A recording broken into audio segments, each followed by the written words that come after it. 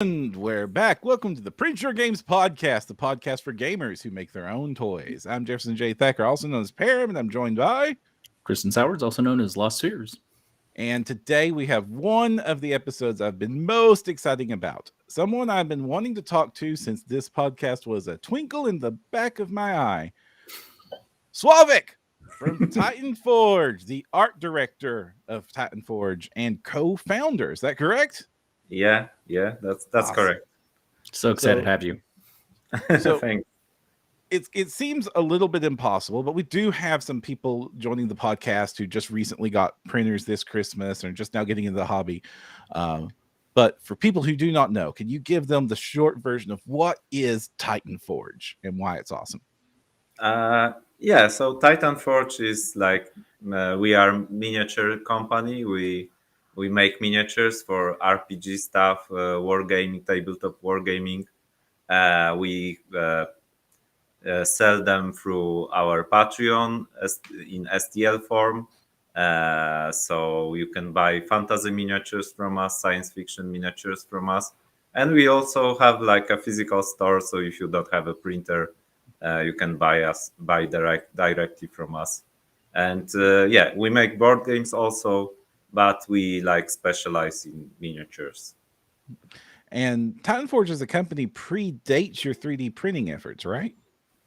Yeah. So the first things that were on our Patreon were the miniatures we like produce for the physical production. So the Dragon Empire and Metal Birds were initially kickstarted and sold as a physical product, and then we decided when we get into when we wanted to get into like STL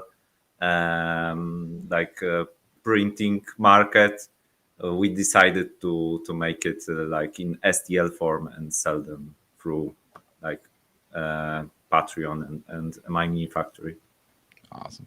And it is worth noting that we do record these episodes live in front of an audience. So if you are watching this live and have some questions for us or for Slawek, do get those into chat and we will forward them throughout the show. So why don't you tell us a little bit about how you got into gaming? How I get into gaming. So I'm from Poland. We are from Szczecin. It's like near Baltic Sea, near the border with Germany. So on like a corner of the Poland. And when I was a kid, we found like there was like a one store in our city selling like miniatures and fantasy stuff and board games and stuff like that. And one day me and my friends stumbled upon it, and because I was interested in fantasy, I was like a Lord of the Rings fan and stuff like that. It was like it was easy to get into, and first game we bought was like a small packs of miniatures for Mordheim Games Workshop game. Mm-hmm. And then we played like Warhammer Fantasy, then Warhammer 40k. So it's like it started very like there is not like a huge story behind this. Did you have favorite armies for 40k and fantasy? Yeah, so for fantasy, I didn't have an army. I usually played borrowed armies. Uh-huh. For 40k, I played Tau Okay. with like a really weird set roster that was really bad, and I lost all the time. But I was like focused, and I wanted to because I played with stealth suits. It's like a unit that can disappear and appear and something like that. And it's like good unit, but you have to manage it in your roster. And I go all in stealth suit, and I always lose, and I was really terrible at the game. I was Yeah, like I mean, that with Grey yeah, Knights back in the day. yeah, and in Mordheim I have a lot of like different factions. I played Lizardmen, I played dwarfs. Mhm. So I also like get like never get like a mainstream faction. I always like find some weird different rules from internet, like for dwarf miners and so on, and always have to like make them really weird. Like uh, in Mordheim, you don't really use like armors, and all of my guys in my warband wear armors, so yeah, I I wasn't really good at this game, but I had my fun. So And that does kind of show through with a lot of your sets. It's like you don't just have an ogre set; you have pirate ogres riding yeah, giant crustacean crabs, and yeah, you, yeah, a lot. There's a lot of personality and twist. You don't have like generic human army. You actually do have generic human army, but you have the dragon empires where knights Mhm. are riding celestial dragons into battle, and the lore Yeah, finders, and like a lot of really cool twists and mixes and combines and extra flavor dashed on top of the armies. yeah. So this is like a good thing and bad thing. The other guys on our companies, they are pushing me more into like a mainstream stuff because I know that what people want. And I always like dive it into like more niche things, and yeah, I find this really weird combination.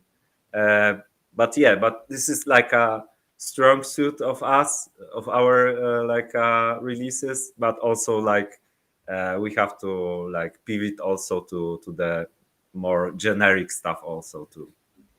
I Right. do like though that you'll like take a concept and when you blow it out and make it consistent. And I think what's one of the things with fantasy in general is when you create those consistent visual images in Hmm. even the most like strange, beast folk or whatever it is, you make such a consistent presentation so that it's so believable. You look at it and like, oh yeah, that's totally a group of things that exist somewhere, and I think that's great. Yeah, So so sculpting miniatures, I like.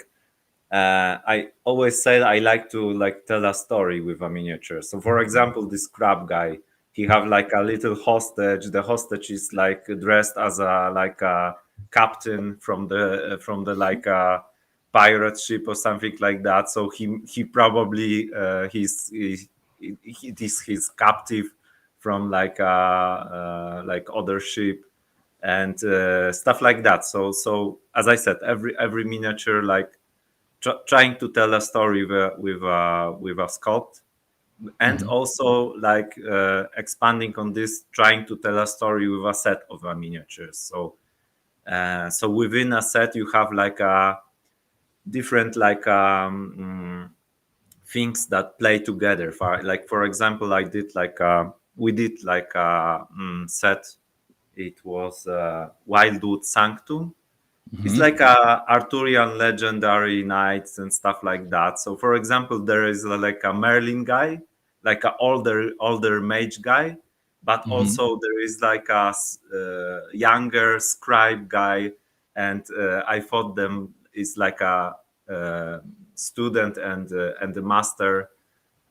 So that's the example of like trying to like telling a story with miniatures.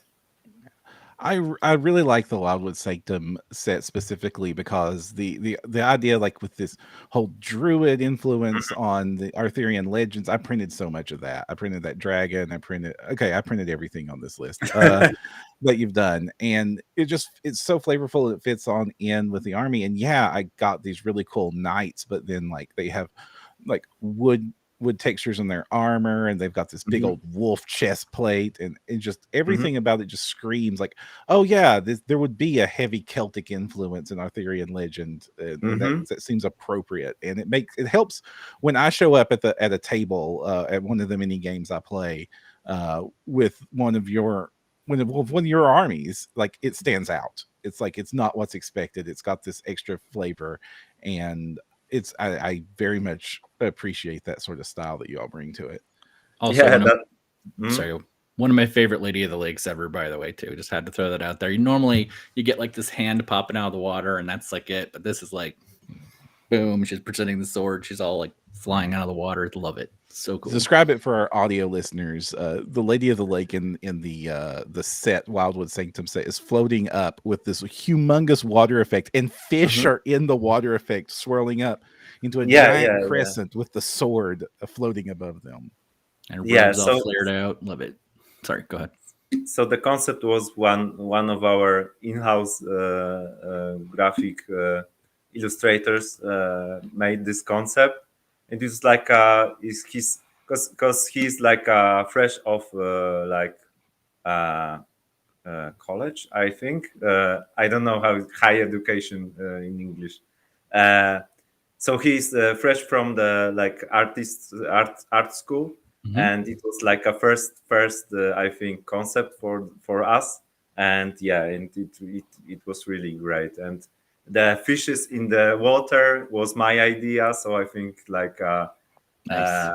It sells the effect of the water better, and it gives this the dynamicy. And again, telling a story with miniatures, like first you see the miniature, and then you see the details in the miniature. So when I like look at when I was young and playing the games with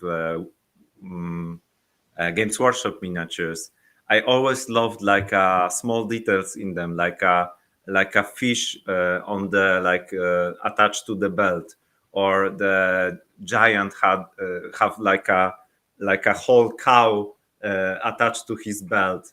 Mm-hmm. So like small things that as again telling the story, because you see the cow and you imagine the giant walking through the field, and he see the cow and he thinks, oh, this is my like second breakfast, and he tacks the cow to his belt and going just a snack on his way. Yeah, it's just a snack. And you see this, and you like your mind telling you a story. And the sets we like we make is like for war games, as I mentioned, and for RPG games too.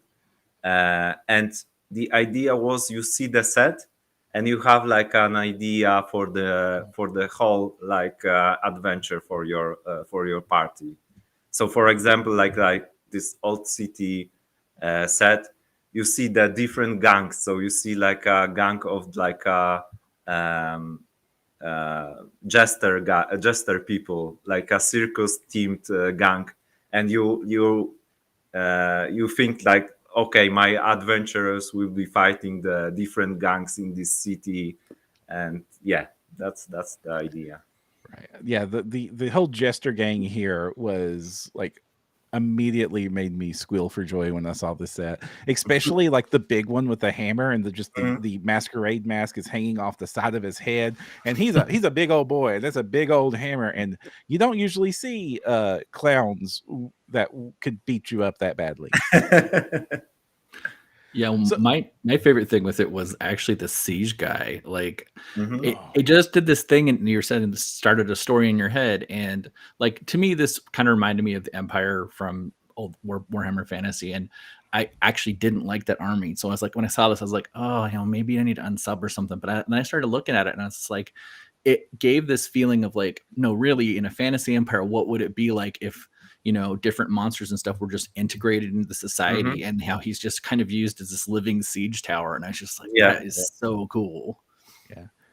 And one of the details I love that appears on a lot of your miniatures is like I can see kind of like little hints that are callbacks to some of your older sets or different sets, like the shields hanging off the giant.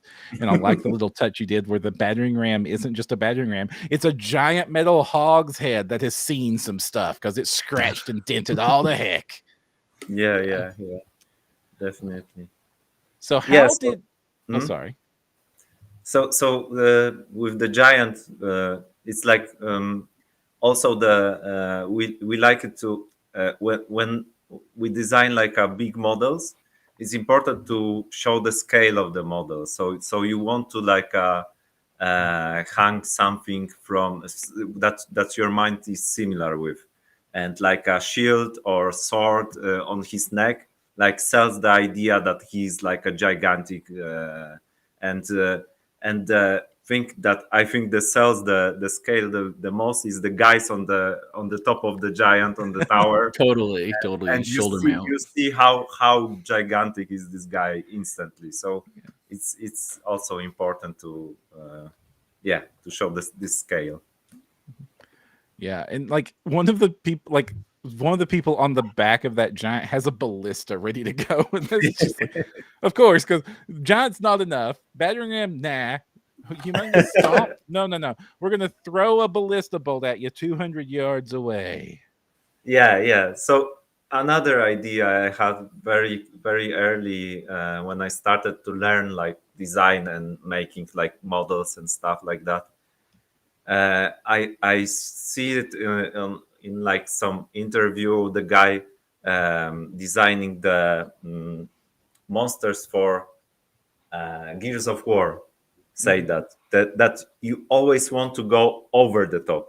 So it's easier to go over the top and then go back than go like very mildly like average, not interesting, and then trying to make it like more interesting. So go like with ballistas and with giants and stuff like that, and big weapons and flames and everything.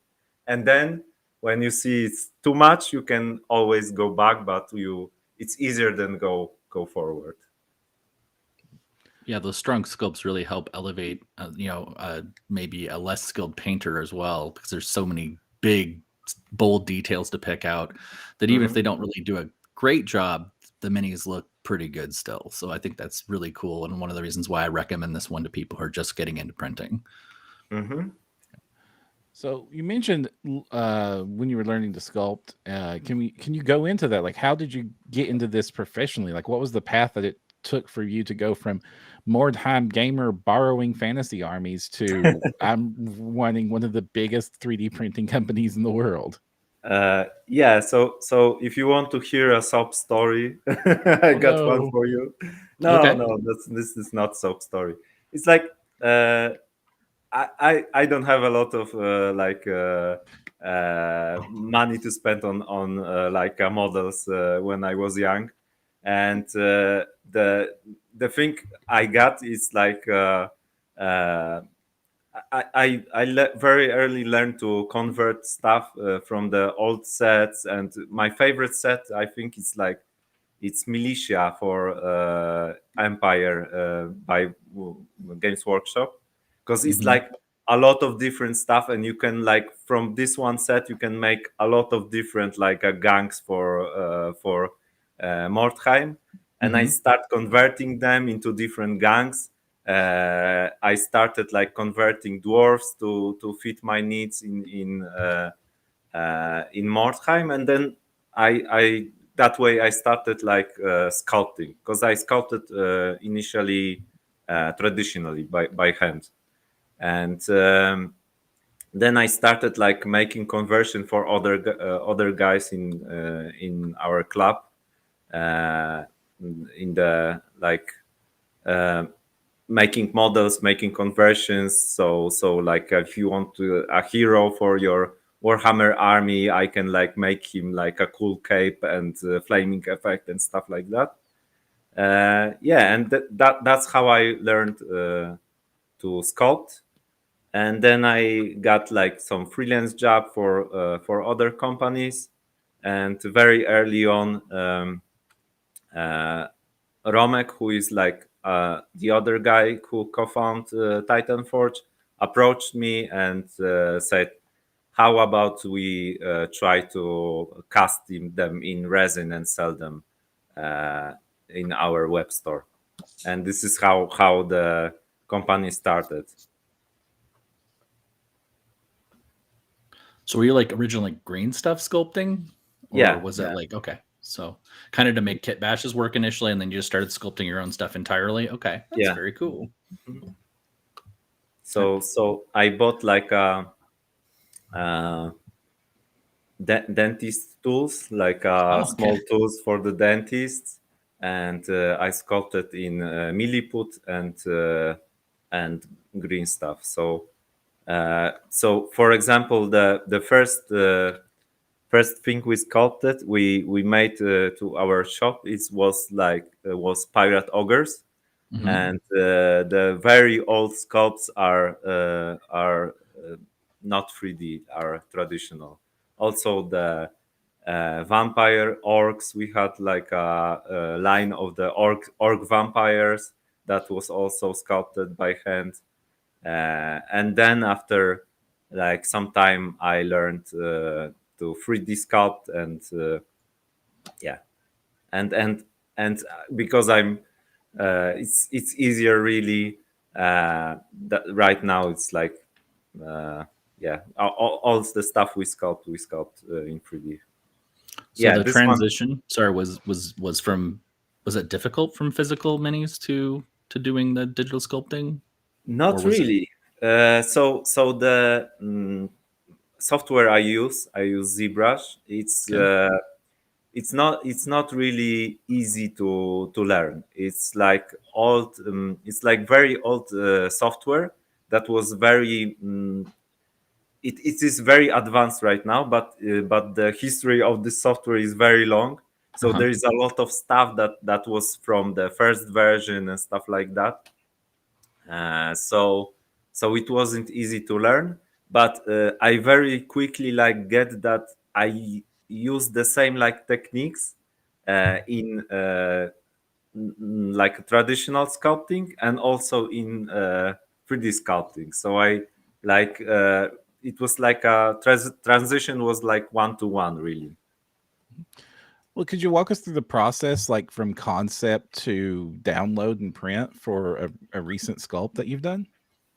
Uh, yeah, sure. So for me, we have like a few sculptors in Titan Forge, and I am like I I was the like one sculptor for many years, and right now we have few sculptors. So um, most of the concept art is used by other sculptors, and I mostly use my own like designs. So I don't draw. I only sculpt. So everything I try inside of the 3D environment. So first I have like an idea for the model. Then I like make like a something I we call blockout. It's like you just mash up some like rough shapes to make like a silhouette, and Mhm. silhouette is super important in 3D printing, in sculpting. So this is how you make like a good model. You start with a really strong silhouette, so you can use like these rough shapes to make the silhouette. Yeah, and you then refine everything. I don't know how to Mhm. explain it. You sculpt. So when you're doing that process and you come up with your design, then do you go and request concept art to match it, or when does the No, so concept artist partner with you, or you said that you so do the art direction, so So do you give them? sometimes I sculpt of concept art. When I see concept art I really like, or have like right now like I'm burned out and I want to sculpt something easy, then I just follow the concept art.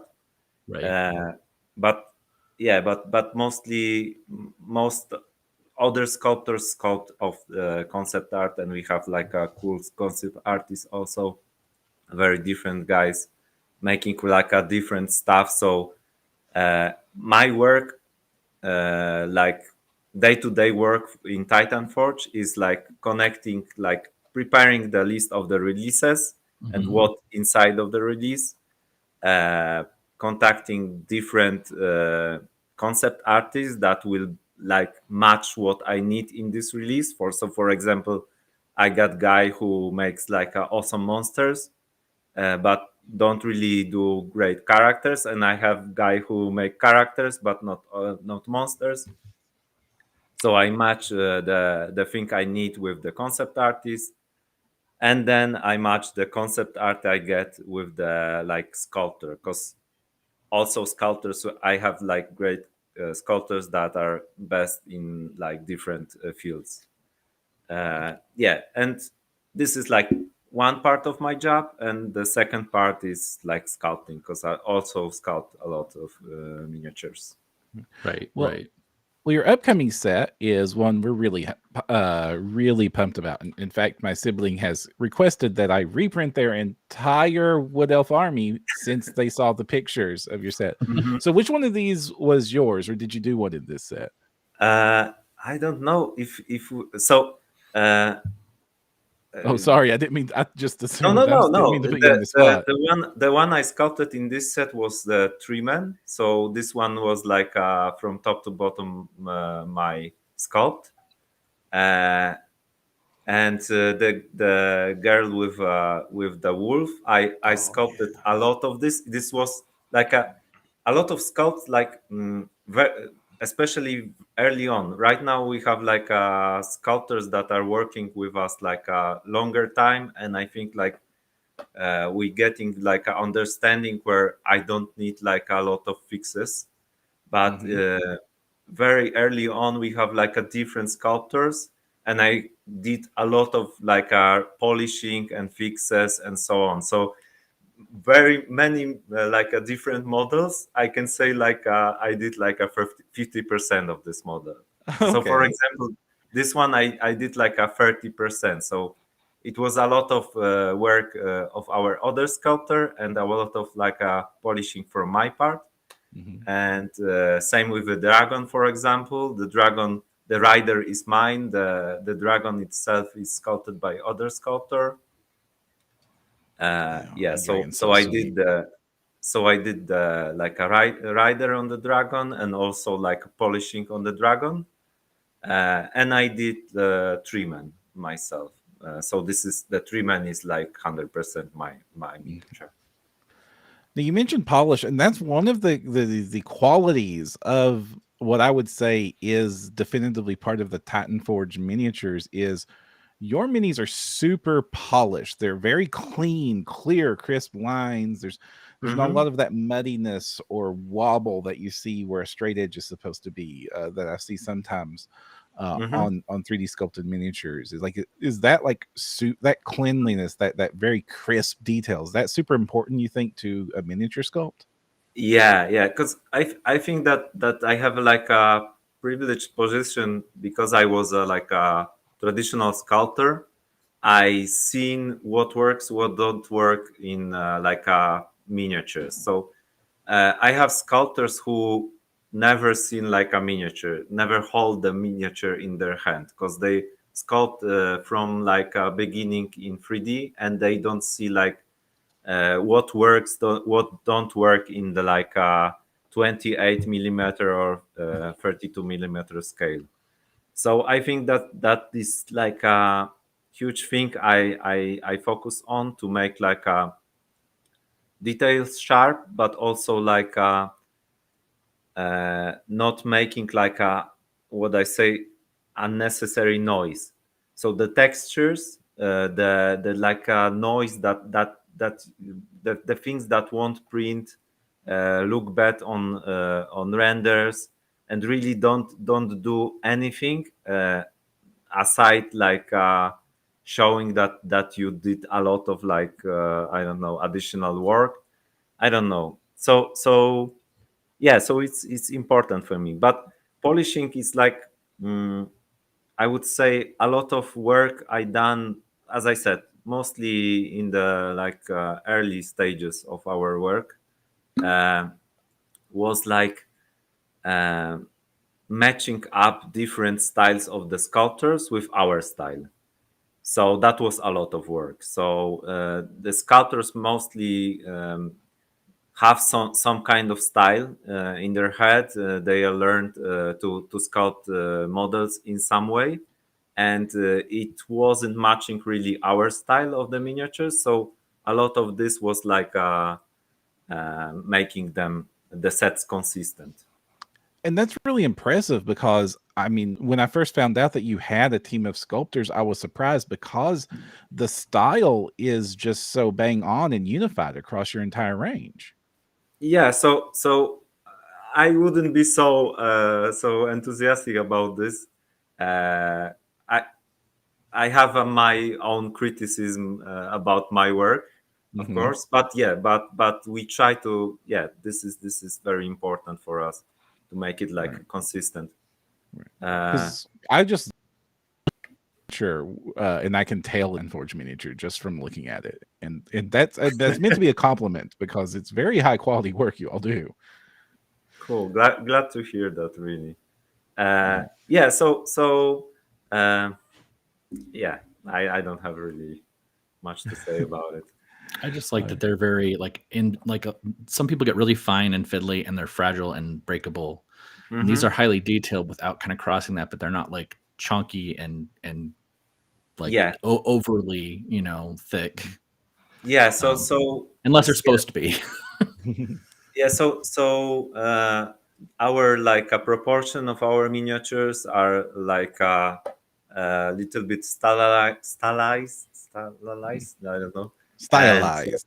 Yep. yeah, and we have cartoony, and we have like thicker weapons and stuff like that. Small details are exaggerated, and all of this is like for people who are painting them to make them the work easier to, because you will be playing these miniatures, you will be like looking at it from like a distance, so the silhouette is super important, so you see in instance what this is like, what kind of miniature it is, and yeah, and the details that are easier to paint and see in this small scale from the distance.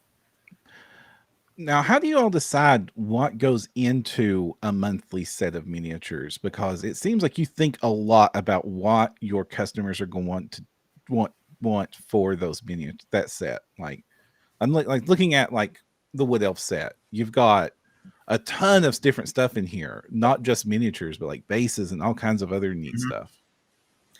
Yeah,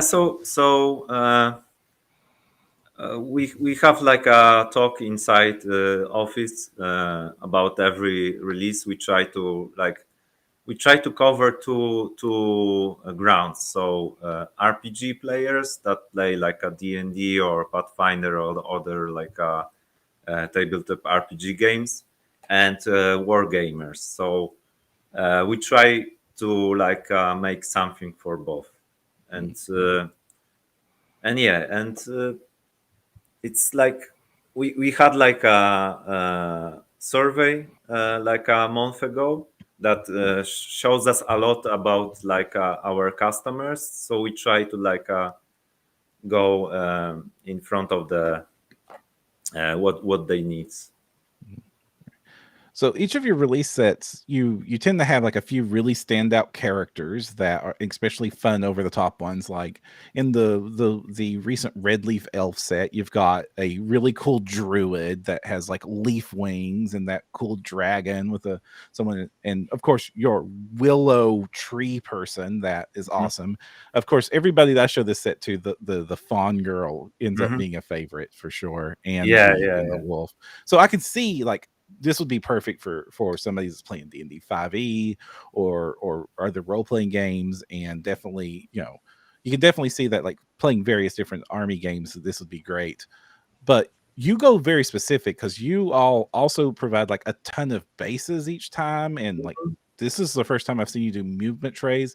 It seems like you all Yeah. think not just, hey, we're going to make this really cool art, but we're going to make sure that people are going to be able to use this, that like no matter what game you're playing, it seems like I can go into one of your sets. I'm playing Frostgrave tomorrow, or I need a D&D, and it's like you all have thought ahead. Do you all like Mhm. do a lot of research to decide like, hey, we're going to need a billion bases and a tree hut and Yeah, so the bases and the terrains are like things that we uh, thought, because when we started Patreon, we knew that we have to like start big, so Mhm. we wanted to give a lot of stuff to our patrons, and a lot of different stuff. So basis was like a first thing that we thought would be cool addition for the for the patron. And as I said, we I played a lot of war games, and most of the guys in our company played are from this like community. So very rarely is someone from outside hire. Most guys in our office are like we knew from playing Warhammer together, so that is covered very easily. The war games, and for RPG games, I personally didn't. I played a lot of RPGs, but never D&D. I was like a Vampire the Masquerade player, and we play some Call of Cthulhu, and but we have like some guys that are playing D&D also, and when the set comes out, they say when the idea is tossed out, they tell us what would be cool for the like a D&D or Pathfinder player to get in this set. Right. And we've mostly But been talking. but Oh, sorry. Keep going. but my as I said, my idea is like if to try to make something that will inspire you to make your own rules for this model. So Right. because like RPGs are designed for you to make your own like ideas and rules and stuff like that. So if I make like a super cool model that isn't like a covered one to one in some like a book, D&D book, I think it's cool to inspire someone to make your own like a adventure or rules for this kind of model, just because it's so cool. I have to use Yeah. it. So this That is my dream. yeah, that is like that's my favorite thing when I discover a model to 3D print, and that's why I love that you do things like this, because when I see a model and I'm like, I don't know what I'm going to use that for yet, but Yeah, I'm yeah, going to go out of my way to find a reason and make some stats or shove this in the corner of some war game somewhere to have an excuse to print the frost giant riding on or the ogres riding on a crab holding a cannon or whatever. Like that stuff looks amazing, and you all keep putting out like I have currently no need for butterfly winged druid lady. I will find a reason because I need that miniature in my life. yeah, sure. So that's my dream. I as I said, I always like played like a different weird stuff, and yeah, and I try to like make rules for my stuff just because I love miniatures, and that's what inspired me, and I would like to inspire someone else to make something. Yeah, You are definitely succeeding. I love weird stuff, and I had to like when I Param knows I've been talking. I have these 9 different undead armies in my world setting, and it's like, oh, your Death Knight set came out. Let's just take that, and that will be assigned to this one because it was so cool. Yeah. So Oh yeah. And you all didn't just we've mostly been talking about your fantasy releases, but you all also have an entire sci-fi wing. So you started off with fantasy, and tell us about that decision to branch out into sci-fi and where you thought your niche would be in that space. yeah. So initially we thought the Titanforge miniatures Patreon will be like stuff we like, just like today we like fantasy, we make fantasy miniatures. Tomorrow we will make something for cyberpunk games, something like that. And we did like a 1 month when we like made like a cyberpunk Oh, your cyber. miniatures. Yeah, and it was like really badly, like people didn't like it really much, Oh but like 50% thought it was horrible decision, and 50% thought it was like a fantastic decision. So because we have like some like some other miniatures in the vault. We released the second part of this month with the like I think it was Amazon's models, I think. So the fantasy people were like happy with this, I and then we remember when that decided, happened. I was super happy because I got twice as many models. yeah, sure. So why not? Yeah. So this was like a decision we made because of the like little bit of backlash we get from like changing the direction of our Patreon. Yeah, but that gives us the idea that there is a lot of people that need like science fiction cyberpunk miniatures. Yeah, so we launched another Patreon, Cyberforge, and this one I was like involved very much early on, and right now I am really not really that much involved. I like the person responsible is Michał. He's the guy who is preparing the releases and do what I do for the fantasy in Cyberforge. I At the end of the month I get like a pack of the models from him. I check them like if there are enough quality for me. But this is my all my involvement in Cyberforge really. So I have a lot of less involvement in Cyberforge than Titanforge miniatures. So does it feel a little bit weird that like this company you founded has like expanded, and so there's an entire other wing that you're just barely touching? Yeah, it's like it's cool, I think, because we all like we everyone is involved in everything really in our Mhm. it's small office. It's like really 20 guys plus with the production we have, so it's not a lot of people. We knew each other, we bump on the corridors, so uh, even if I feel like it's like a different wing, we really like a small group, and we yeah. So I don't know what to tell. So you mentioned earlier you like when people come up with rules. You all must have really liked it a lot because you were one of the first people to move into making your own game for your miniatures. Mhm. Like, you've got started with Bloodfields, Yeah, which you all thankfully gave me a box of when I saw you all in person. So thank you for that. yeah. So the idea for Bloodfields for the game for our miniatures was like uh, way before the Patreon, and yeah, and we really didn't know how to do it because we made some board games also. Mhm. We kickstarted like 3-4 board games, something like that.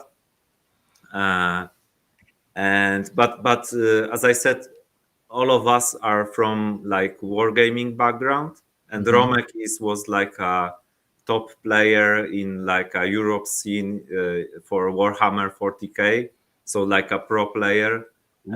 in this like scene, and he was always thinking about making some war game using our miniatures. So when we started our 3D Patron, there was like a yeah, of course we have to make the game for this.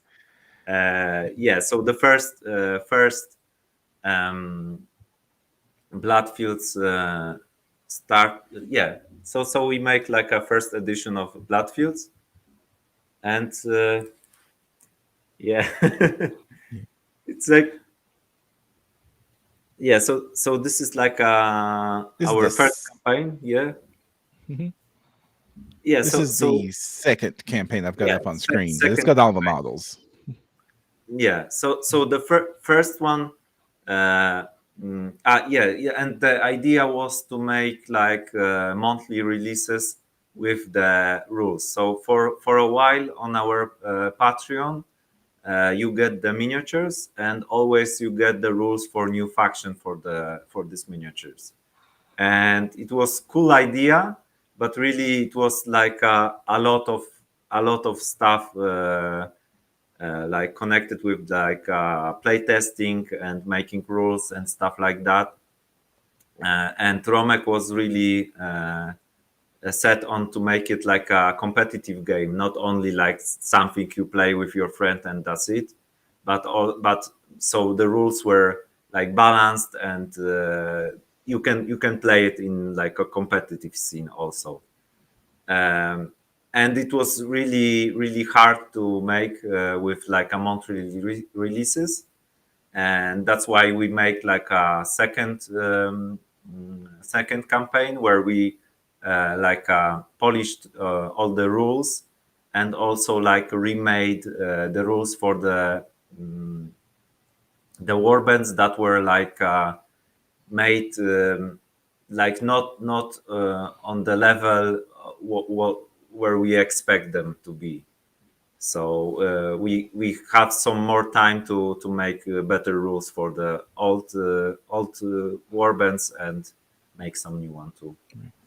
And I have to, as far as I can tell, you did a really great job, because I got to play Bloodfields at PAX Unplugged this year with your team. Demoed it for me, and it was really tight and fun and balanced and fast and polished, and like, yeah, every bit deserved a slot on the shelf next to any other game as far as I'm concerned. So I think you're doing a great job with it.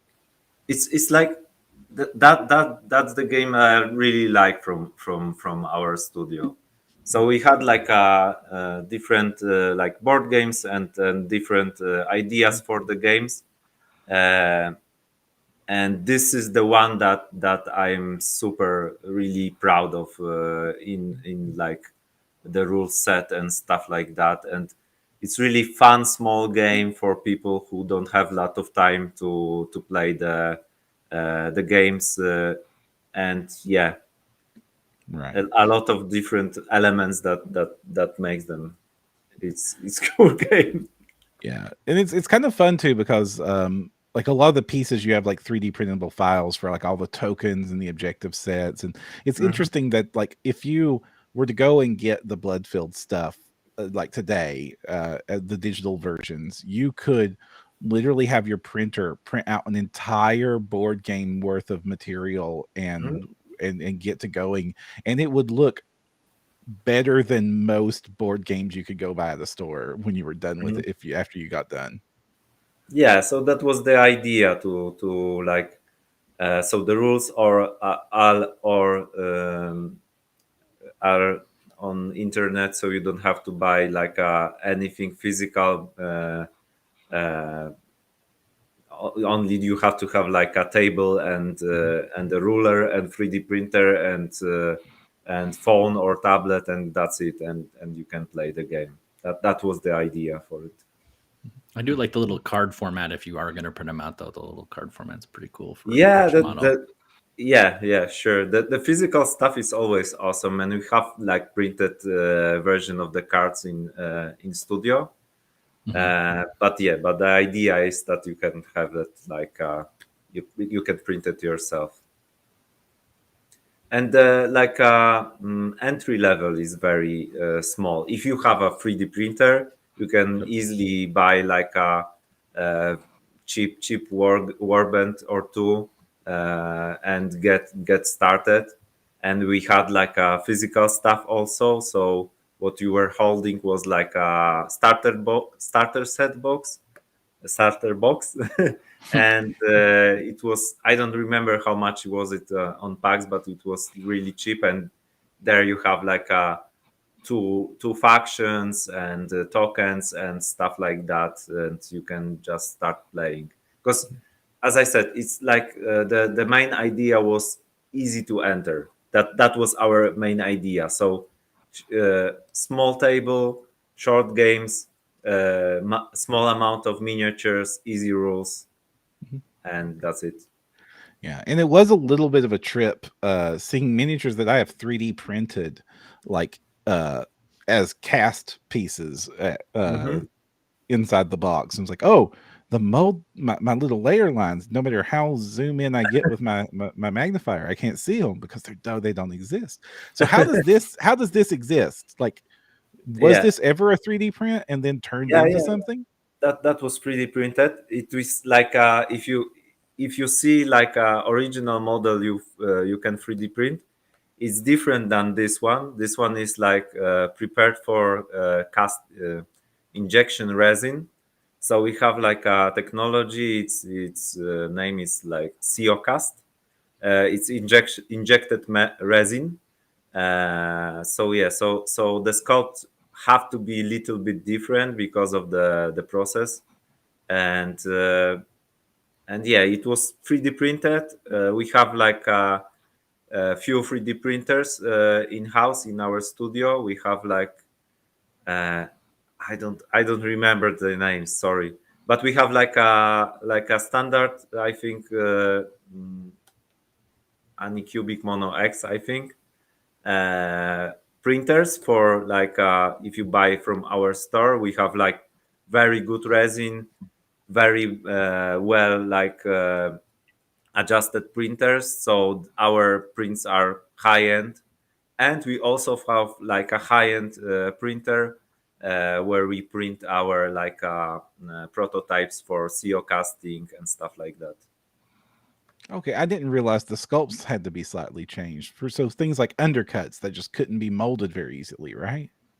Yeah, so there is a lot of different like rules for making models for plastic injection, resin casting, resin injection, and this is what you have to learn when you want to like prepare models for like production. Mm-hmm. Fortunately, uh, I can be lazy. I have Mm-hmm. guys who think for me, and they know all the rules, and I have like a guy to tell, is it okay? No, okay, I will change it, and stuff like that. So I can be lazy, but if you want to like make models for production, you have to learn it.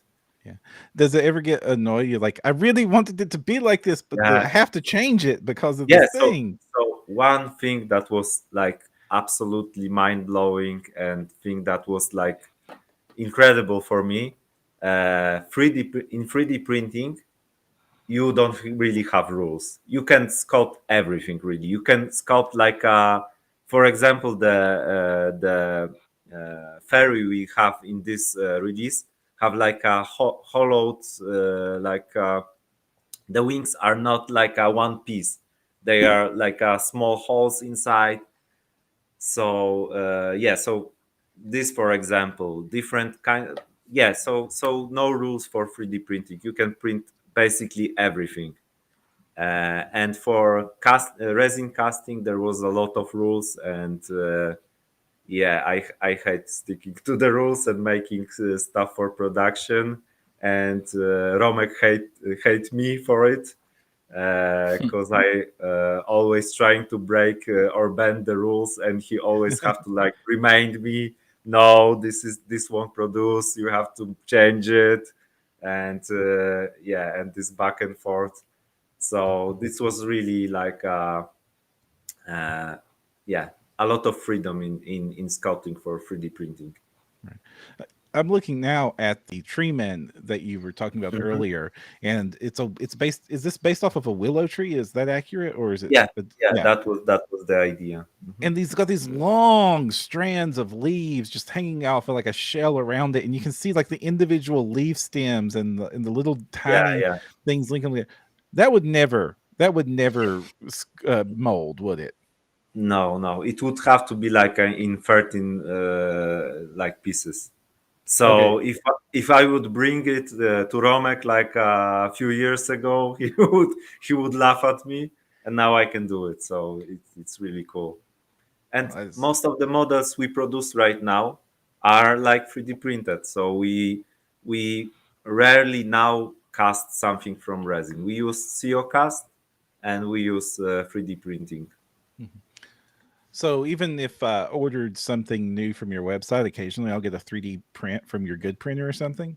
Yeah, Probably. So you will get a 3D print from the basic printer that Mhm. is adjusted that well that you don't know it's Oh. basic printer really, because we use like a very high end resin, Mhm. and as I said, we have like a thermo control in room, like ventilation, everything is set like to be the best quality you can get from this kind of printer. Oh, yeah. One of the other things you all have that I appreciate is your support, not just your customer support, but your support supports. They Mhm. work. And Yeah. when I was having trouble getting some of your early vampires to print, those, if you remember the vampire set, there were those bats with those big long spindles. I was having Mhm. such a trouble with that. I just popped into your Discord and went to your support section, and they like held my hand and walked me through learning about exposure calibrations and tests. And like by the time it was done, I had known, I just working with your teams, I knew Mhm. so much about 3D printing that that now I'm the one that my friends go to. It's like, help me learn the supports. I'm like, okay, first we have to get the Enmer Labs town calibration print, and we will get Yeah, through this. so we try to help our like patrons to Hmm. print our models, but really the most of the work, I think, doing the is the community really. The first guy that will respond to you, it's probably one of our Patreons that had the same problem. So we can try like be helpful, but really it's like there's only few of us in the office.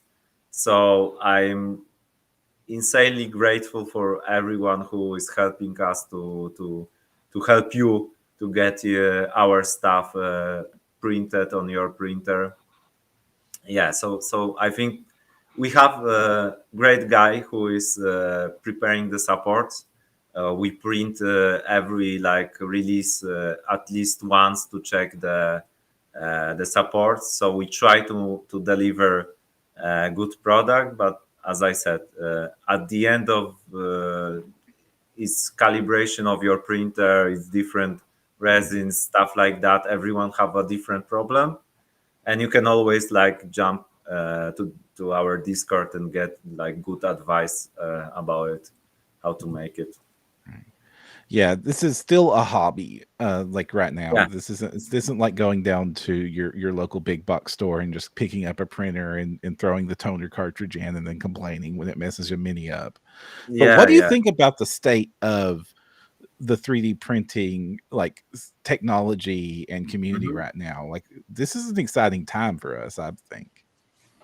Yeah, so I don't think that the 3D printing will ever like be like plug and play stuff. Maybe it will be eventually, but when, I don't know. It will be like for next like 10 years. It still will be like adding resin and stuff like that. Um, and maybe very much better streamlined than now, but still not everyone will have like a 3D printer in their house. um, yeah, but it is growing a lot, and like, man, the first printer we get for company was like we like had a like we can buy a car or for company or lease a printer. It was Oh like a no. it was like a printer that was like designed for the jewelry Hmm. makers. So it was printing with the wax, and it was so expensive, absolutely expensive, and the material was expensive, and the part that breaks the changes of the parts was like no one could afford it ever, like a hobbyist. And now you can like get like for $300 the printer that prints the same quality as the printer that I was talking about. So, and it was like I don't know, 7 years ago, maybe 5 years ago. So the Hmm. jump was incredible right now. The home 3D printers are really great. So the I think the next step is to like streamline the process of like adding resin and cleaning everything up, and the mess that you have like after and before 3D printing. And if they can like make some technology that can medicate it, I think it will grow even more. But still, I don't believe that every household will have like 3D printer. It's not like cleaning your clothes. It's still like a hobby. Yep. Yeah, I think that like when I see some of the advances coming down the pipe, over on Adam Savage's Tested, they were showing off a printer whose big innovation was the printing tray is considered disposable and it has the FEP. I'm like, I never have to change an FEP again. How much is that printer? I'll spend it to stop having to change my FEP. Yeah, the one thing I was like impressed, the guys in FDM printer community, the plastic one, yeah, they, I don't know what they are thinking. It's like they are printing miniatures now, and they are looking like from resin I printers. know. The Oh mod, gosh. Yeah. it's like running with like a marathon with your ankles like attached to each other. So, but yeah, they are doing it. So maybe FDM printing miniatures soon on the horizon. Yeah, I'm friends with a lot of people that have been doing that, and like in looking at like Tom Tolis's newest video where he's showing off the Ender 2 and he's tuned that thing to where it can basically dance on a dime. And like Yeah, I'm yeah, super impressed. Y'all are awesome that if you're FDM printing that quality miniatures. I'll never do it. I do not have the yeah, time to tune that tight, but oh my gosh. No. yeah. It's like starting the race in Formula One, and I will ride in my like Toyota, Mhm. and you cannot like change my mind. I will ride my Toyota in Formula One race. And then they beat me in the Toyota. And Yeah, I'm like, they what the beat you heck? at the end. Yeah, they are crazy. Yeah. Oh, yeah. All right. So it looks like we are coming up on time. So thank you so much for joining us again. Before we bounce out of here, do you have any shout outs you want to give? Yeah. So if you are if you yeah, so first of all, if you are a Patreon of Titan Forge, thank you very much. I do what I love because of you, and I make Romek angry with my designs because of you. So thank you very much. And I work with cool people. So shout out to my concept artists and sculptors, because they are better than me in my job. So yeah, so thanks for all of you. Yeah, and the thing I would have to plug, I think, it's Lobotomy. It's our board game that we are kickstarting right now. Not kickstarting. We are crowdfunding it on GameFound. Mm-hmm. So it will be active in like a month. It's a very cool game. I made some miniatures for it, and our Patreon that you can join is Titan Forge Miniatures, Cyber Forge, and yeah, and yeah, this is the lobotomy we. Right. So if The, somebody if one of our listeners didn't know about Titan Forge and wanted to pledge up, what do they do? yeah, so find Titan Forge miniatures on Patreon. You mean on the Patreon or? The Patreon or tribes or whatever Yeah, you're. yeah. So you can find us on Patreon. It's Titan Forge Miniatures or Cyber Forge for science fiction stuff, and we also have like a tribes account on My Mini Factory. If you want to buy our models, it's also on My Mini Factory. We also have like a physical store, It's titanforge.com. And yeah, check our stuff. And do you have social where people can follow you and your work? Uh, Not really. If you want to follow my work, follow the Titan Forge Instagram or our Facebook page. I have a account on ArtStation, but it's really I don't use Twitter. I rarely use Facebook. I'm not a fan of social media. Oh, if I could only get away from it. Kristen, anything to shout out? I don't know. I think we've covered it all this week. Awesome. Well, I do want to shout out one quick thing. I'm on a new podcast over called Upshift, which is all about the Essence 20 Renegade RPG, which features Power Rangers, GI Joe, and Transformers, all things I'm huge fans of, with Ryan Costello, my old co-host from No Direction, the Pathfinder show. So if you want to listen to even more of me geek out about random stuff, especially spandex-clad superheroes, you can go just follow me over on the Upshift podcast over at nodirectionpodcast.com. But if you want to follow more about what we're doing here and the awesomeness that is 3D printing for the gaming community and all the news and awesomeness that you can find with a bunch of resin or a roll of filament, you can find that over at printyourgames.com, which is the Print Your Games podcast. And you can also find us on YouTube at youtube.com. And you can also find us on Twitter, the socials, the Facebooks, everything around. If you want to email us, you can do so at podcast@printyourgames.com. And until next time, we'll see you again. I'm Jefferson J. Thacker, also known as Param. I'm Kristen Sauerts, also known as Last Spheres. And thank you again so much for joining us. We'll see you next time.